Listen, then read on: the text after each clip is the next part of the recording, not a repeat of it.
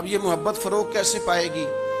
اس کے لیے ایک تو یہ کہ اپنے دل کو تھوڑا سا سمجھائیں. آپ ارادہ کر لیتے ہیں نا، جب ذہن بنا لیتے ہیں کہ میں نے کوئی خدمت کرنی ہے، ذہن بن گیا، تو پھر اس کے لیے 2-3 لاکھ روپے 4 لاکھ روپے لگانے کی ضرورت نہیں ہوتی.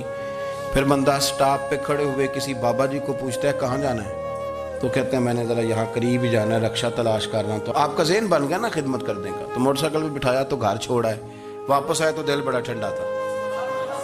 لیکن آپ یہ بھی کہہ سکتے تھے کہ بابا جی بچے کیا کرتے ہیں سعودی عرب میں، تو یہ 200 روپیہ رکشے کو دیں، گھر چھوڑ آتا ہے. بچے اتنا کماتے کس لیے؟ دونوں باتوں میں فرق ہے. آپ اللہ کی رضا جب اپنا لیتے ہیں تو پھر کوئی کہانی جنم نہیں لیتی. لیکن جب یہ رنگ نہیں ہوتا، پھر کہانیاں ہیں، پھر داستانیں ہیں، پھر بڑے بڑی باتیں، پھر بڑے بڑے لمبے لوگوں کے پاس پلاننگ ہے. اس طرح نہ کریں. اور ایک تو یہ کہ خود اپنے دل میں اچھی سوچیں رکھیں. دوسرا یہ کہ لوگوں کو بھی کہیں. جب آپ کے سامنے لوگ بات کر رہے ہوتے ہیں نا، میرے سامنے ایک صاحب نے کہا کہ وہ ہمارے جو محلے کی مسجد ہے نا، اس کا خزانچی مولوی صاحب کے ساتھ مل کے 40 لاکھ روپیہ کھا گیا. میں نے اسے کہا یار بڑی پکی فگر یاد ہے تجھے، پورے 40 لاکھ ہی کھا گیا اور طے ہے. تو میں نے کہا کوئی اس کی دلیل؟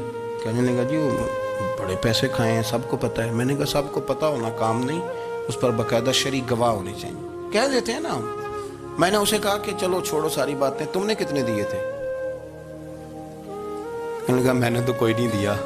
تو میں نے کہا اگر تو نے کو دیا تو چل میرے ساتھ، میں تیرے تو واپس کراؤں، اور اگر تم نے نہیں دیا تو پھر اللہ سے ڈر.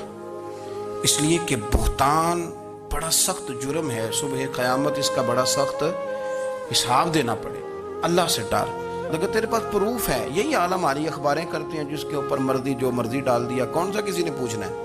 جو مرضی. اور اب سوشل میڈیا جب سے آیا ہے پھر تو کسی خبر کی کسی تصدیق کی کوئی ضرورت، اور نہ پوچھنے والا پوچھتا ہے کہ یہ خبر کہاں سے آئی.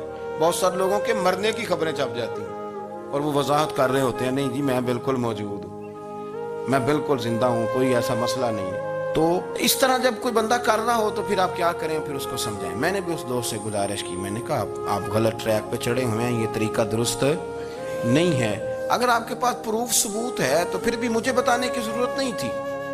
آپ وہ پروف ثبوت لے جاتے اور خزانچی اور امام صاحب سے ملتے، کہتے جی 40 لاکھ روپیہ کدھر ہے آپ کے پاس؟ پیسے تھے وہ مسجد کے ہیں، اس کو آپ لائیں، فلاں جگہ استعمال کیے ہیں کہ نہیں. ان کے پاس جاتے، دائیں بائیں کہانیاں چھیڑنا تو آپ اپنے لیے گناہ اکٹھا کر رہے. نبی پاک صلی اللہ علیہ وسلم کی حدیث سن لیں اور اس کو ہمیشہ یاد رکھنا ہے. آپ حضور نے فرمایا اگر تو نے کسی شخص کی ایسی جگہ توہین کی جہاں اس کی عزت بنی ہوئی تھی، تو نے کسی کو ایسی جگہ رسوا کر دیا جہاں اس کی عزت، کسی نے آپ کے سامنے آ کے کسی آدمی کی تعریف کی تو نہیں تمہیں نہیں پتا، میں بتاتا ہوں. حضور فرمانے لگے اگر تم نے کسی شخص کی ایسی جگہ توہین کی جہاں اس کی عزت بنی ہوئی تھی تو رب بھی تمہیں اس جگہ رسوا کرے گا جہاں تمہاری عزت بنی ہوئی ہو.